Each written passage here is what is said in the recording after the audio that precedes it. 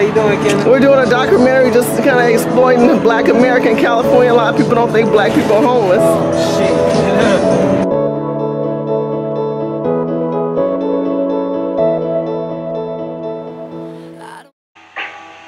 Ain't got no home, ain't got no shoes, ain't got no money, ain't got no class, ain't got no skirts, ain't got no sweaters, ain't got no perfume, ain't got no love, ain't got no faith.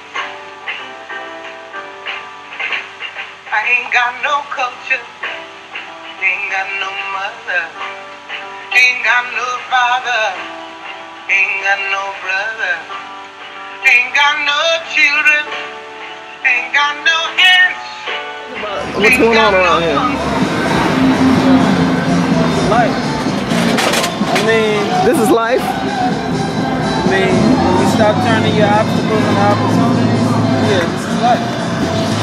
Damn right. Once you give up, damn right, you're gonna be here. Guaranteed.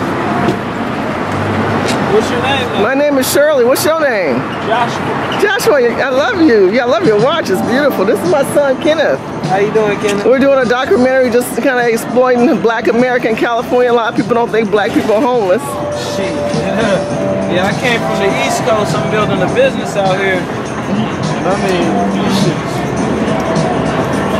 this is crazy. I mean, but, you know, everybody out here has an excuse. And the thing I'm tired of is seeing people come down here and just feed them, you know? I mean, instead of like raising their awareness on how, you know, they can get up out of here. You know, they put them in these mental health facilities.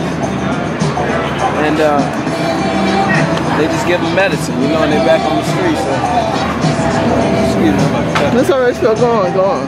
But yeah, I mean, like, there's something else out here. Well, you bold. You come down here to make that money, and you're able to still make money off the homeless? Well, yeah, I mean, a lot of people like phones, you know. They like, they can sell a phone or use the phone. It just depends, you know. But, yeah. You said all they do is feed them. Huh? They should do more than feed them, you think? You said bring awareness. I'm interested in hearing more of that. Yeah, I mean, if anything, you know what I mean, deal with somebody's mentality on a perspective of not medicine, but not just medicine. I would just, you know, where's someone's mentality? Because if you ask a lot of these people, they'll tell you, you know, I lost my son, or I lost my daughter, or, you know, or they're here because of this reason or that reason, you know. And once you start hearing that, once you start hearing somebody not really taking responsibility for themselves, like, it's something that you can diagnose right then and there. You see that they're blaming their circumstance on someone else. So if they're willing to blame their circumstance on someone else, there's the problem there. So I feel like that's the problem that should be solved. You shouldn't just be nourished, if you will, you know? Because like back east, everybody out here be in jail right now. For real, because like, you can't just loiter, you know, really. So how is this different than the blacks back east versus California? We work. We work.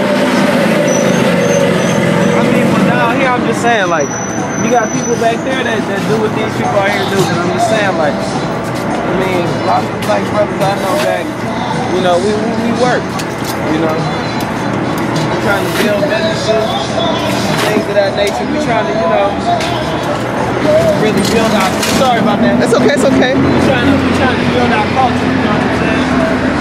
Like we have another thing, you know what I mean? There's no HBCUs in California either. We don't have any historically black colleges, so that may be another thing.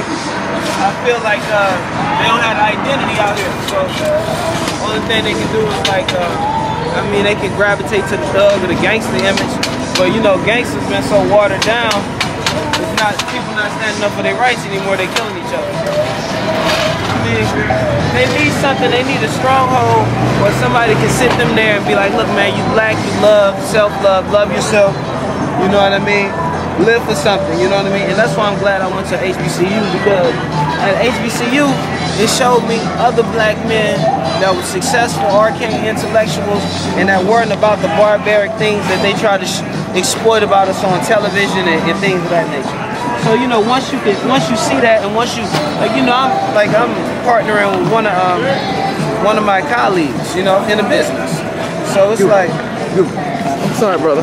Thank you. And they taught us about, you know, the ancestors that came before us, okay? And why they did what they did, okay? You know what I mean? I'm talking about, like, I'm not just talking about James Baldwin, I'm talking about, like, James Buzz, you know what I mean? That's a slave. You know, Dred Scott. You know, people that stood up so blacks can, you know what I mean, have a future. You know where I'm coming from? So I feel like if that's reiterated to the black people out here, like, you know, to wake them up, because I mean, anything black they gravitate to, you know, and anything that's black music is being played in any shop out here. So any store you go into. What do you think? How? Let's talk about black elected officials. Do you think they're helping black people? I mean, well, you know, I don't really want to get into that. No, I want to know the truth from you. I mean, you got a great perspective from here to back east. I would love to hear your perspective. Well, you know, I don't really focus on the politics. But don't you think this is a political situation that these people are in? Not really. I mean, because I mean, as far as opportunities and it's a choice. You know what I'm saying? It's a choice for a lot of people. I mean, because you could say what Ronald Reagan did. You know what I mean? When he had people on the street, when he kicked all the mental people out of the facility. You know. So what I'm saying is, you can't put an excuse on it. In my opinion, I don't put an excuse on it, because if you ask a person out here right now why they out here, they will tell you. If they, you know what I mean, if they, you know, are in the mood, they will tell you. And 9 times out of 10, I guarantee you it's going to be blamed on something that happened in their life, or someone, you know, that someone did to them. You know. Well, I appreciate your perspective. What do you feel about immigration in California right now? I mean, we're down to 6%, just to let you know. I do statistics, and we're down to 6% blacks in California. I'm with an organization called Urban Game Changers. We go into urban communities and we hold elected officials accountable, and we've been talking to elected officials about a lot of the black community shrinking because they're caring for refugees and illegal immigrants. Right. I don't really know about that perspective in California. I didn't know. I would really have to research that. Okay. But you know, all in all, it still goes back to the fact, if you're going to increase the people, you have to reach the people. You have to see where the people are coming from. So, you know, I mean, the politicians can send police or, you know, police shit all day. But at the end of the day, if somebody is not going to see what's up with the individual, you know, you really just, you know, beat around the bush, in my opinion. But at the same time, like, man, it starts from the inside. On the east, like, we ain't even down south for the most part. Like, I mean, not for the most part. Most of your black banks are down south in Georgia. So, like, you know, back that way, we don't give a fuck about the government. We get our money.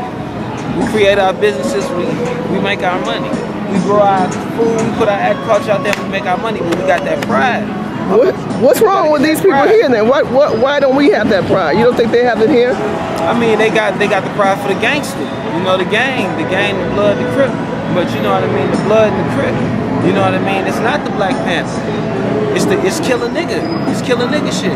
And everybody gravitate to it. It's kill the black man. It's kill whatever, who's ever a part of it. So it's like, if they're gonna gravitate to that and not black pride, you know. What's your name? Joshua. Joshua, thank you for your time, my brother. Many blessings to you.